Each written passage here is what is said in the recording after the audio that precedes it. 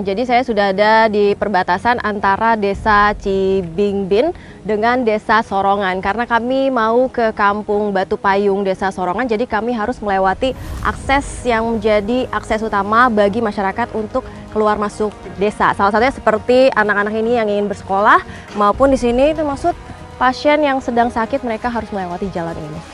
Bisa, Pak? Iya, bisa. Duh, ini sakit apa, Pak? Awas, Pak, hati-hati, Pak. Iya, awas.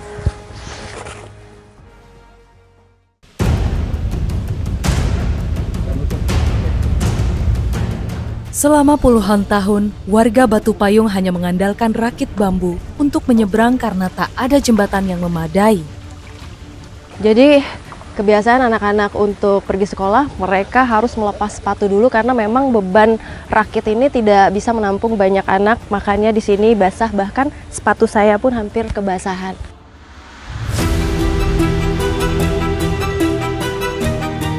Sungai Cibaliung memiliki lebar 20 meter dengan kedalaman 4 hingga 10 meter. Saat permukaan air naik, warga terpaksa menunda perjalanan bahkan hingga 2 hari demi keselamatan nyawa mereka.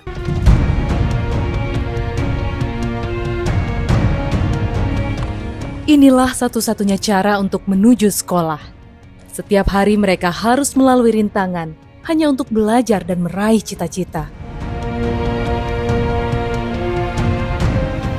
Perjalanan masih berlanjut. Di sepanjang jalan, terlihat semangat anak-anak yang tak pernah padam, meski fasilitas pendidikan yang jauh dari kata layak. Ini sekolahnya di mana, Dek? Nanti? Oh, ke kiri ya? Iya. Kamu emang biasa suka lewatin sungai pakai rakit gitu? Takut nggak sih? Takut. Setelah berjalan sekitar 3 km, akhirnya saya sampai di SDN Sorongan 2 kelas jauh. Inilah tempat di mana anak-anak kampung Batu Payung mengejar mimpi mereka dan menimba ilmu. Nah, ini Bisa dilihat ya, bukan hanya bangunannya saja yang tidak layak, tapi di sini fasilitas untuk mereka belajar dan mengajar seperti meja dan bangku ini sudah tidak layak karena ini sudah lepas. Bukan hanya itu saja, dan di sini buku-bukunya juga masih kurang.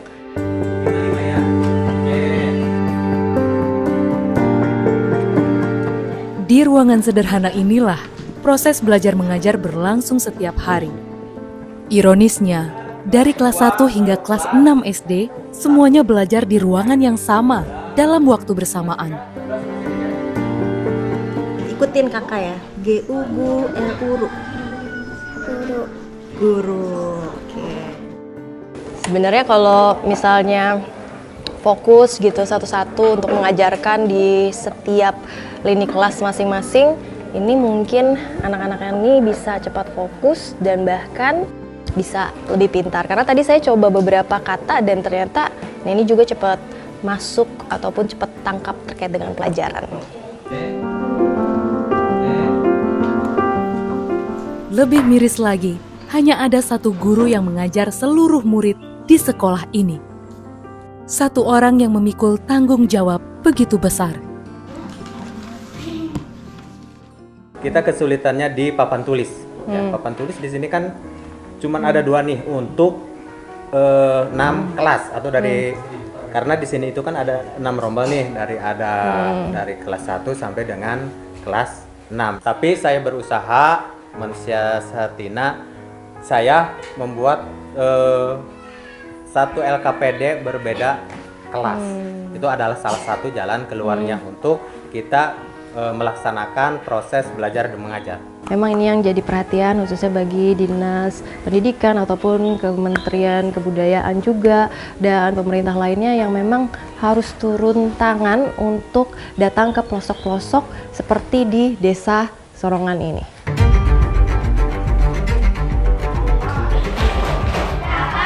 Di balik ruang kelas yang sangat sederhana ini, terpendam mimpi besar anak-anak kampung Batu Payung.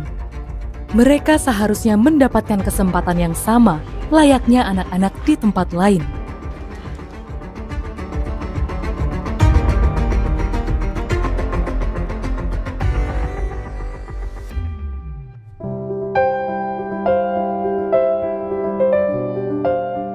Terletak jauh di pelosok desa, Kampung Batu Payung terisolasi dari dunia luar. Hampir 90% warganya hidup dalam kemiskinan. Assalamualaikum. Salam. Ini baru pulang. Pulangnya sekolahnya lama ya. Udah siang baru pulang. Ini siapa? Teteh. Siapa namanya? Halo Bu, izin. Terus Mbak Sarah. Pasir kamu lapar ya? Iya lapar. Makan dulu ya. Makan dulu ya. Sama Teteh. Bagi keluarga Sanah, hidangan sederhana seperti ini sudah menjadi kemewahan. Seringkali, mereka hanya makan dengan nasi dan garam, bahkan menahan lapar ketika tidak ada yang bisa dimasak.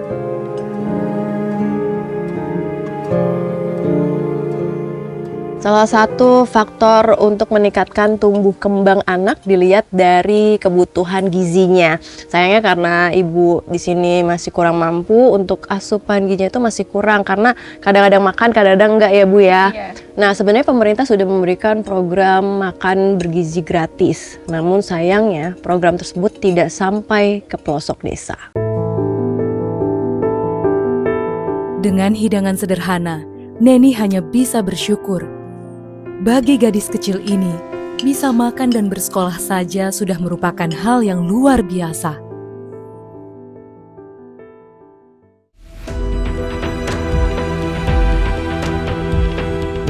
Hidup yang serba sulit tak membuat Sanah hanya berpangku tangan. Meski tubuhnya sering terasa lelah, ia tetap bekerja serabutan demi nafkah keluarganya. Sebagian besar warga di Kampung Batu Payung mengandalkan hasil bertani.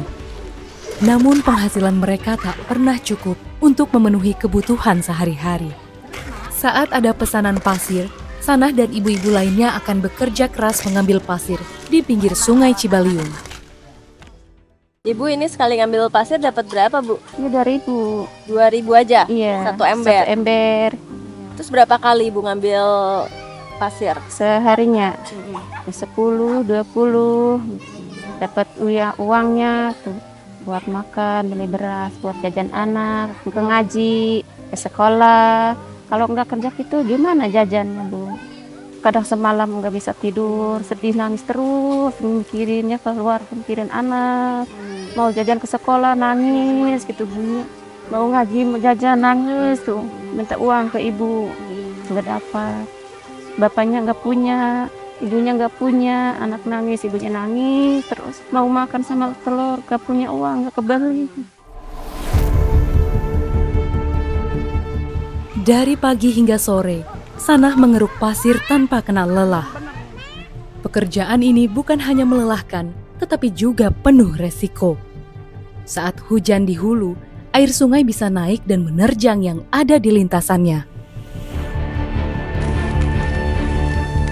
Nah, biasanya pasir ini dikumpulkan hingga penuh dan nantinya yang punya pasir akan langsung datang ke sini dan mengambilnya. Dan itu juga tidak langsung dibayarkan kepada ibu-ibu yang ada di sini karena itu perlu menunggu beberapa waktu ya Bu ya, hingga akhirnya dibayarkan. Di balik segala keterbatasan, Sanah dan ibu-ibu lainnya terus berjuang agar hidup mereka bisa lebih layak. Dan yang utama adalah agar anak-anak mereka tak lagi harus mengulang pahitnya nasib orang tuanya.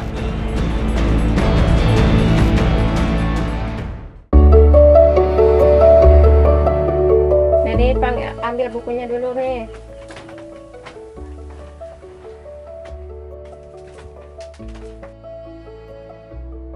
Nah ini Ibu kalau ngajarin anak-anak biasanya emang di luar Bu, nggak di dalam? Kalau di dalam masih gelap, harus di luar. Ketika malam memang lampunya cuma satu ini aja Bu? Iya. Nggak bisa dipindah-pindah, nggak bisa dioper-oper, sering gelap, sering mati lampunya.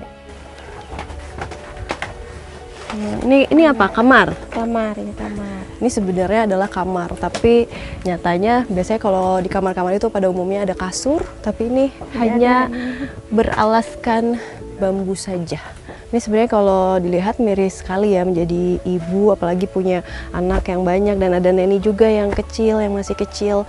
Jadi kalau misalnya untuk kegiatan belajar mengajar yang diajarkan sama ibu, Pastinya ini tidak nyaman untuk Neni karena memang di dalam rumahnya penerangannya cuma satu, yaitu tadi di ruang tengah. Gimana kalau kita langsung ke depan aja ya Bu ya? Oke.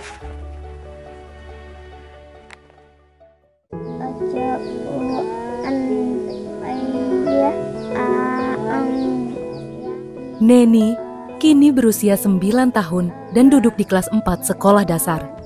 Namun hingga saat ini, ia masih kesulitan membaca dan menulis dengan lancar. Kondisi keluarga yang serba kekurangan membuat Neni harus berjuang lebih keras dari teman-temannya.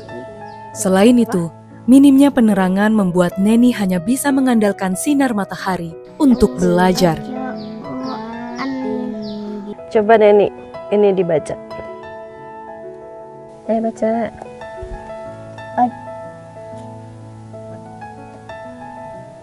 Ayo itu apa?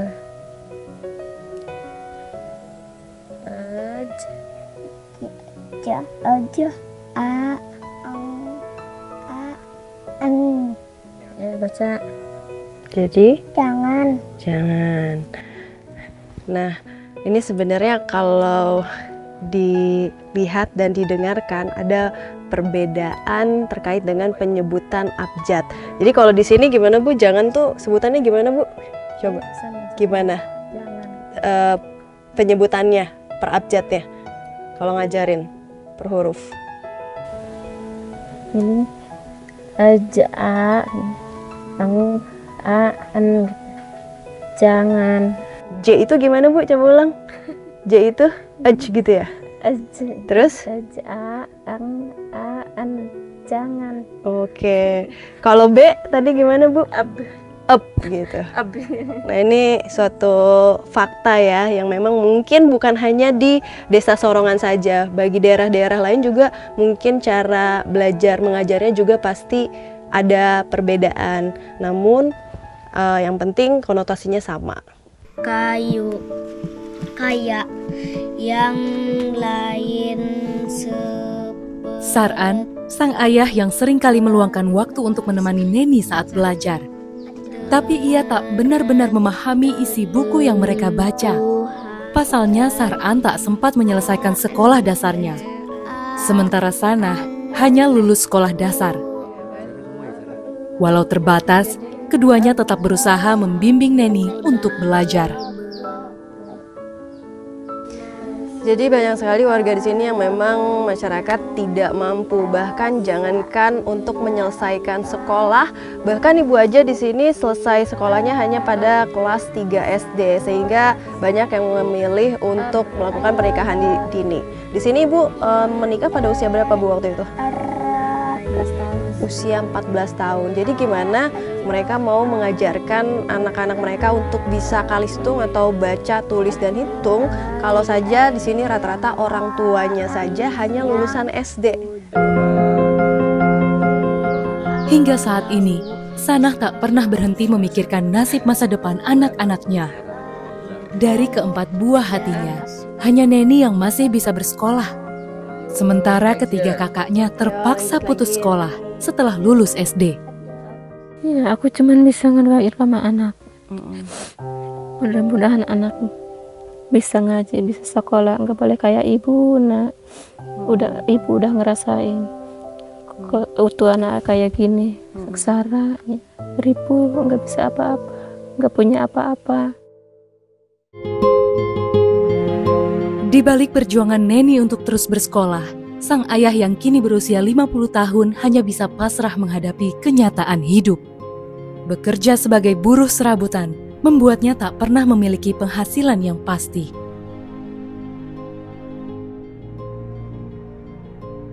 Harapan itu kalau anak itu sampai ke lulus ya tiap ke akhir ya, untuk sampai lulus SD sampai SMP sampai selanjutnya, kalau harapan itu ada. Kalau kebuktiannya begini bagaimana kalau tidak ada disuruh oleh pemerintah? Jadi yang dimaksudkan oleh Bapak kurang lebih adalah supaya Neni, anak terakhirnya itu bisa sekolah hingga tingkat akhir. Nah, itu juga yang harus diperhatikan oleh pemerintah setempat agar sekolah di sini dapat berjalan dengan baik. Tidak hanya SD saja yang dibangun, tetapi harus ada SMP ataupun SMA supaya masyarakat ataupun warga yang ada di sini bisa sekolah hingga tingkat akhir.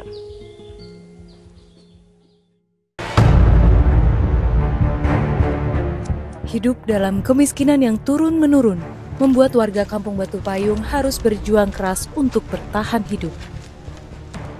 Hampir 95% dari 150 jiwa warga di sini hanya mampu mengenyam pendidikan hingga bangku sekolah dasar.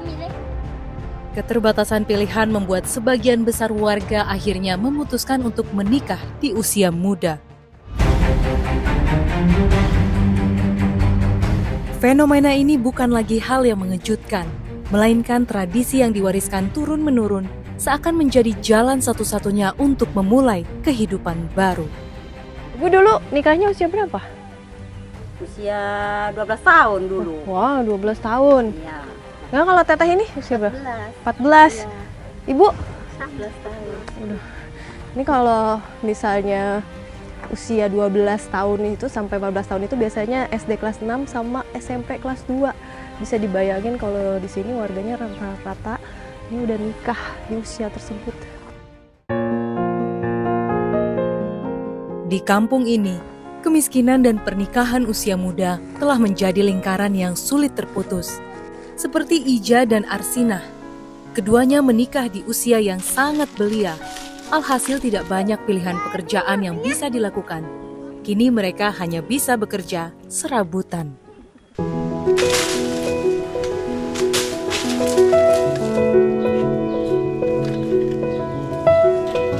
Bagi Arsinah dan ibu-ibu lainnya, setiap butir kolang-kaling yang mereka olah adalah harapan untuk bertahan hidup.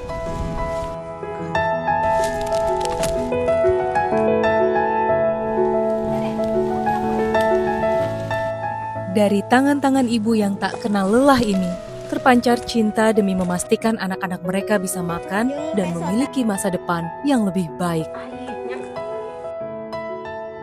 Sebenarnya hasil dari kolang-kaling ini tidak seberapa karena memang mereka hanya mendapatkan antara 5.000 hingga 15.000 rupiah saja seharinya. Dan ini juga hanya didapatkan dalam sebulan tuh 2 kali. Jadi tidak bisa dibayangkan kehidupan menjadi warga desa Sorongan ini karena untuk mendapatkan uang di sini sangat sulit sekali.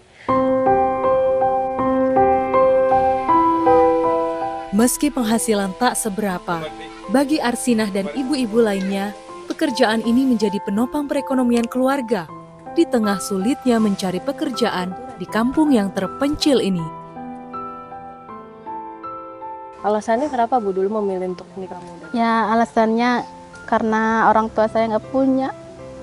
Mau sekolah juga nggak kebiayain. Tapi Ibu dulu sebenarnya pengen nggak sih Bu sekolah lagi? Pengen kayak orang, sekolah kayak orang-orang. Sekolah SD juga susah. Ibu bisa Kadang sekolah SD juga ke sekolah nggak makan nasi. Paling makan singkong gitu. dulu sampai kelas berapa Bu sekolah? Kelas 6. Terus yang ingin menikah itu dari Ibu atau emang dinikahkan sama? Dari saya. Karena apa? Karena orang tua saya nggak punya apa-apa, mau sekolah nggak ada yang ngebiayain. Ya saya memutuskan untuk menikah. Hal serupa juga dirasakan Ija, suaminya. Dengan keyakinan sederhana, ia menikahi Arsinah, gadis sekampung yang juga tidak melanjutkan sekolah. Keduanya hanya berharap membangun rumah tangga yang bahagia, meski tanpa bekal keterampilan maupun penghasilan yang pasti.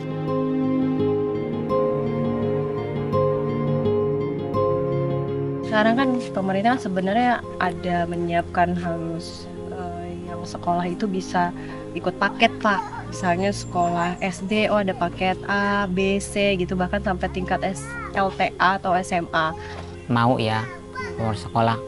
Teman saya itu kan ada sekolah paket ya sekarang ya. Takutnya ini pakai duit gitu. Kalau pakai duit itu saya gimana cari duitnya?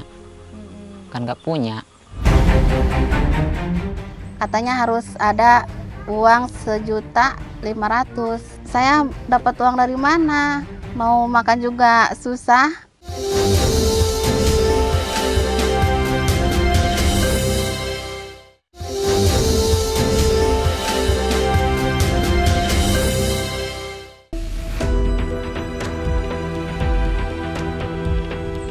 Di tengah keterbatasan hidup, Ija dan Arsinah membangun rumah tangga mereka di usia yang sangat muda. Ija menikah ketika baru berumur 17 tahun dan tak lulus sekolah dasar. Sementara Arsinah yang saat itu berusia 14 tahun lulus SD. Tapi karena menikah, ia tak melanjutkan pendidikannya lagi. Kini mereka dikaruniai seorang anak laki-laki bernama Arsa yang berusia 5 tahun. Saya nikahnya ke Penghulu, bukan ke KUA, bukan ke mana. Maksudnya ke Penghulu nikahnya. Terus saya bilang gini, mau bikin surat surat nikah ya. Katanya harus ada uang 1.500.000. Kata saya dapat uang dari mana? Mau makan juga susah. Ya nikahnya juga di bawah umur ya, 14 tahun saya nikah ya, itu nggak dapat surat nikah ya, harus ada uang 1.500.000 gitu. Kemiskinan tak hanya memutus mimpi, tapi juga memaksa mereka dewasa sebelum waktunya. Sampai kapan generasi muda di pelosok negeri ini harus mengorbankan masa kecil mereka demi bertahan hidup? Padahal anak-anak berhak tumbuh, belajar, dan bermimpi, bukan dipaksa menikah karena keadaan. Ini butuh perhatian khusus dari pemerintah kabupaten, provinsi maupun pemerintah pusat. Dikarenakan untuk ke sekolah SD Sorongan itu sangat jauh, dibangun di sini kelas jauh. Dikarenakan aksesnya satu jauh, yang kedua ya anak-anak kecil itu nggak berani untuk sekolah ke sana karena melewati hutan kan gitu, seperti itu. Makanya saya pribadi, khususnya pemerintah Desa Sorongan, kami butuh perhatian khusus dari pemerintah daerah, pemerintah provinsi maupun pemerintah pusat untuk membangun sekolah kelas jauh yang ada di SDN Sorongan 2. Hidup dan tinggal di pelosok desa, warga Kampung Batu Payung seakan terabaikan. Padahal mereka warga negara Indonesia yang seharusnya memiliki hak yang sama untuk hidup layak dan mendapatkan pendidikan yang baik. Sayangnya, kemiskinan dan keterbatasan masih menjadi tembok penghalang bagi mereka untuk meraih mimpi dan cita-cita.